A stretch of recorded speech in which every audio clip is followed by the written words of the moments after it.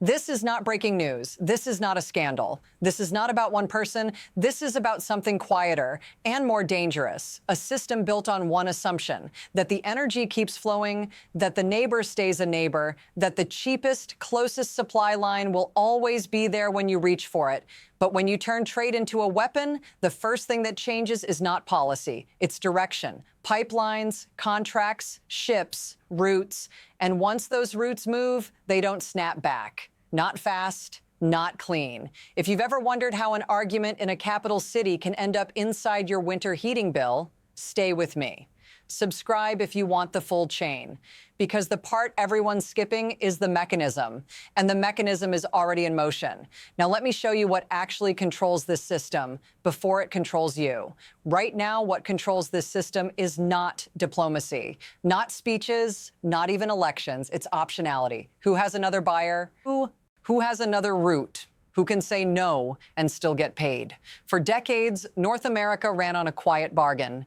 Energy moved along the shortest path, south, through pipes, into a market that assumed it would always be the default. That assumption became a kind of invisible infrastructure, and invisible infrastructure is the easiest thing to abuse. So when tariffs hit, 35% on most goods, 10% on energy, this wasn't just a trade fight, it was an invitation for the supplier to build an exit. Because the moment a producer can reach a different customer willing to pay more, your leverage stops being leverage. It becomes a self-inflicted dependency. And here's the part that should make your stomach drop. The new control center is not Washington or Ottawa. It's the map of where the gas can physically go next. And that map is changing faster than politics can admit. For a long time, the danger didn't look like danger because nothing broke, nothing exploded. Nothing made the evening news feel urgent. The shift was slower than panic, which is why it worked. Before, Canadian natural gas moved south by default. The U.S. didn't have to negotiate for it in the way countries negotiate for scarce supply. It was just there. A structural convenience dressed up as friendship. Now watch how quickly default becomes optional. In January 2025, Canada was sending roughly 9 billion cubic feet of gas per day into the United States. And as of last Friday in your material, that average sits around 5.4, a drop of about 40% in less than a year. That is not weather. That is not a glitch. That is a decision. And the scariest part is what it teaches the system. You can survive without the old customer. You can build the new habit. You can normalize the absence. And once absence becomes normal, the next move stops looking extreme. So what happened next was predictable and still shocking. January 10th, 2026. Canada ships its first large-scale LNG cargo directly to Asia from the Kitimat facility in British Columbia. 10 years, $40 billion, finally operational. The tanker in your reference, Gaslog Glasgow, heads for South Korea. Here is why that single departure matters more than 1,000 speeches. Because it turns a relationship into a market. It takes gas that used to be trapped in a continental loop and gives it an ocean, a price premium. A buyer the United States can't pressure with domestic politics. And in your material, these Asian markets often pay 30 to 40% more than North American prices. So imagine you're in Washington asking for relief. You're not negotiating with a friend anymore. You're bidding against a portfolio. And while that first ship is sailing west, the numbers are collapsing south. The U.S. is watching a 40% drop in inflows at the same time tariffs are still hanging over the relationship like a threat that can be renewed at will. That's the mini crisis. But it's only the symptom, because the real story is what made that ship possible. And once you see that mechanism, you can't unsee it. The hidden mechanism is infrastructure that changes incentives, not opinions, not tone, concrete and steel and contracts. Your reference gives the blueprint.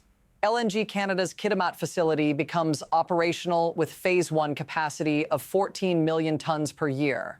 And investors are expected to consider Phase 2 in 2026, doubling that to 28 million tons. Those are not abstract numbers. That is physical capability. A door that didn't exist, now built. And it's backed by a consortium designed for one thing: guaranteed Asian demand. Shell, Petronas, PetroChina, Mitsubishi, Korea Gas. Big enough to wait you out. Big enough to lock in long-term deals. Then there's the pipeline, Coastal Gas Link, 670 kilometers, linking western gas fields to the coast. In other words, the gas doesn't just choose Asia, it is engineered to flow west. So here's who benefits. Producers gain higher price markets. Canada gains bargaining room. Global buyers gain a stable supplier. And here's who absorbs the damage. The United States, when it needs supply at the exact moment its own demand is climbing and its production growth is slowing, that's the mechanism. Optionality made permanent. And once it's permanent, the next mini crisis is not a headline. It's a bill. Now the pace speeds up because the squeeze doesn't arrive politely. U.S. natural gas demand is climbing in your material. Data centers, AI computing, LNG exports. Meanwhile, production growth slows. The EIA forecast you cited, 109.1 billion cubic feet per day in 2026. Only about a 1.3% increase from 2025. Less new supply, more new pull. And into that tightening system, Canada's exports to the U.S. drop hard. So prices move. Your reference gives the range. The EIA sees Henry Hub averaging about $3.90 per million BTU in 2026. Bloomberg projects roughly $4.50 to $5 by the end of 2025. Compare that to near $2 in 2024. That's not a normal fluctuation. That's a regime change. And the regime change hits before politics can rebrand it. It hits in winter. It hits in manufacturing. It hits anywhere cheap gas was quietly underwriting the American economy. And here's the cliff. Tariffs can punish a neighbor. They cannot force gas to flow the old direction once the coast is open. And this is where it stops being their problem and becomes yours. Because nearly half of American homes, 47% in your material, use natural gas for heat. Which means when supply tightens and prices climb, you don't experience it as an abstract benchmark called Henry Hub. You experience it as the moment you turn the thermostat down and still feel the draft. Your reference makes a blunt claim. A family in Michigan or Minnesota could see winter bills jump 25 to 30% in 2026 compared to 2024 levels. Translate that the way your life translates it. $50, $100 every month in the coldest stretch of the year. And it's not just heat. Natural gas is also the invisible ingredient in the cost of other things. Chemicals, plastics, fertilizer, steel. When feedstock prices double, somebody pays. If companies can't pass it on, they cut. Shifts, hours, jobs. So when you hear this framed as a trade dispute, understand what's being disputed.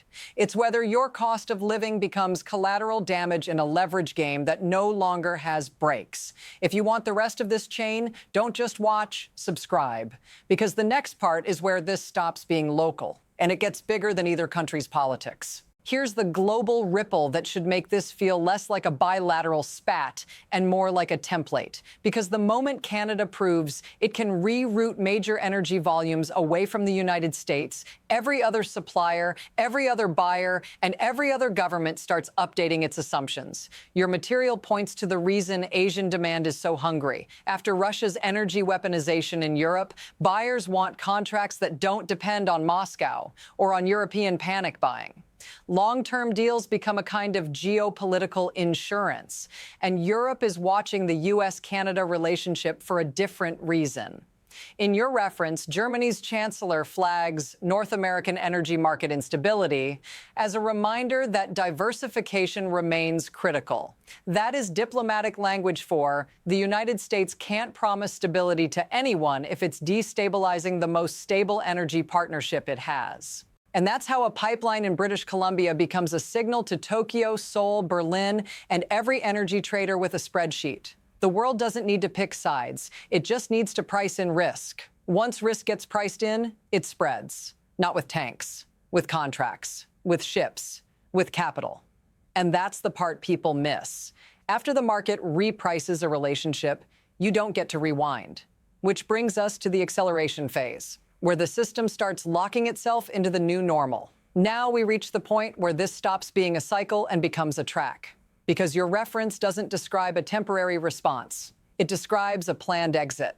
Carney announces a deliberate strategy to cut U.S. trade in half over the next 10 years. And he pairs it with a second tranche of nation-building projects through Canada's Major Projects Office. 7 projects, combined with 5 announced earlier, totaling $116 billion. That's not messaging. That's a construction schedule. And inside that schedule is the second terminal you cited, the Kaysai Lisim's LNG project, positioned to become Canada's second-largest LNG export facility with capacity of 12 million tons per year, again aimed at Asian markets. Here's why this is acceleration. Once these projects move from announcement to investment decision to steel in the ground, they create their own political gravity.